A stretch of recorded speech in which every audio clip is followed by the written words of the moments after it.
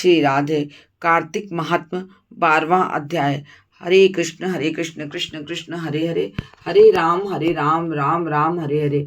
जय जय श्री राधा रानी सरकार की जय, श्री राधा रानी सरकार की जय। जय कार्तिक महात्म्य की जय। यह कथा सुनकर राजा पृथु कहने लगे कि हे नारद जी, आपने कार्तिक महात्म्य का बड़ा ही उत्तम फल कहा है, अब कृपा करके तुलसी का महात्म्य भी कहिए। यह सुनकर नारद जी कहने लगे, हे राजा पृथु, प्राचीन काल में सौहार्द क्षेत्र में करवरी रूप में धर्मदत्त नाम का एक ब्राह्मण था। वह बड़ा ही ब्रह्मज्ञानी, धर्मात्मा तथा ओम नमो भगवते वासुदेवाय इस मंत्र का जाप करने वाला था तथा अतिथि सेवक था। एक दिन वह ब्राह्मण पूजा को सामग्री लेकर एक पहर रात रहने पर भगवान के मंदिर को जा रहा था। इतने में सामने से आती हुई एक भयंकर राक्षसी को देखा। बिल्कुल नग्न, सूखी देह वाली, आगे को निकले हुए बड़े बड़े और टेढ़े मेढ़े दांत, लाल नेत्र, घुर घुर शब्द करती ऐसी भयंकर राक्षसी को देखकर भयभीत धर्मदत्त ने तुलसी मिश्रित जल उस पर फेंक दिया। उस जल के शरीर पर लगते उसके सब पाप दूर हो गए। वह हाथ जोड़कर धर्मदत्त के पैरों पे गिर पड़ी। तब धर्मदत्त कहने लगे, तुम कौन हो और किस पाप के कारण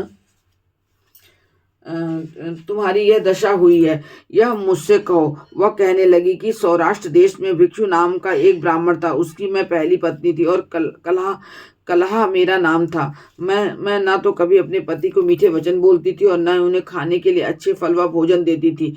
यह देखकर जब मेरे पति ने दूसरे विवाह का निश्चय किया तो क्रोध में आकर मैंने विष खाकर अपना शरीर त्याग दिया।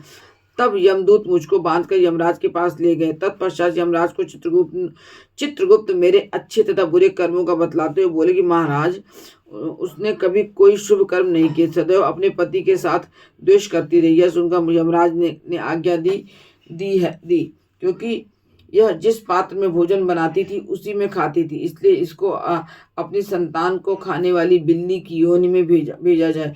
यह अपने पति के साथ द्वेष रखती थी, इसलिए वह विष्ठा खाने वाली सुकरी की योनि में जाए। इसने आत्महत्या की है, इसलिए प्रेत योनि में जाए। सो महाराज, मैं 5 वर्ष से इस योनि में फिर रही हूँ। भूख और प्यास से दुखी होकर एक वैश्य के शरीर में प्रवेश करके कृष्णा और वेणी नदी के संगम पे आई। जैसे ही नदी के तट पे पहुंची, विष्णु के दूतों ने मुझे वैश्य के शरीर से निकालकर बाहर फेंक दिया। घूमते फिरते अब आप मिल गए और आपके तुलसी मिश्रित जल से मेरे सब पाप कष्ट नष्ट हो गए। अब कृपा करके यह बताएं कि इन तीनों योनियों से मेरा छुटकारा कैसे होगा। धर्मदत्त कहने लगे कि तुमको देखकर तो मैं अति दुखित हूँ। तीर्थ, व्रत, दान यह कार्य प्रेत योनि में नहीं हो सकते हैं। तुम्हारे पाप अधिक और पुण्य बहुत कम है। हमने सारी आयु में जितना कार्तिक व्रत किया है उसमें से आधा पुण्य तुमको दिया, जिससे तुम उत्तम गति को प्राप्त हो जाओ।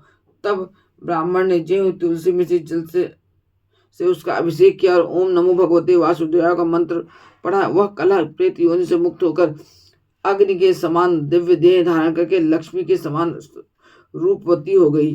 तत्पश्चात उसने ब्राह्मण को नमस्कार किया और अपने प्रसन्नता पूर्वक बोली, भगवान, पाप रूपी समुद्र में डूबती हुई मुझको आपने नौका रूप देकर बचा दिया है। उसी समय भगवान विष्णु के दूत पूर्णशील तथा सुशील वहां आ गए और उसको विमान में बिठाकर वैकुंठ ले गए और धर्मदत्त से बोले, हे ब्राह्मण, तुम धन्य हो जो सदैव भगवान की भक्ति में लगे रहते हो। तुम्हारी कार्तिक व्रत के आधे पूर्ण के प्रताप से ही इसको मुक्ति प्राप्त हुई है। हे विप्र, कालांतर में तुम भी राजा के कुल से उत्पन्न होकर वैकुंठ को प्राप्त करोगे। इस प्रकार कार्तिक महात्म्य का 12वां अध्याय संपूर्ण हुआ। जय जय श्री राधे।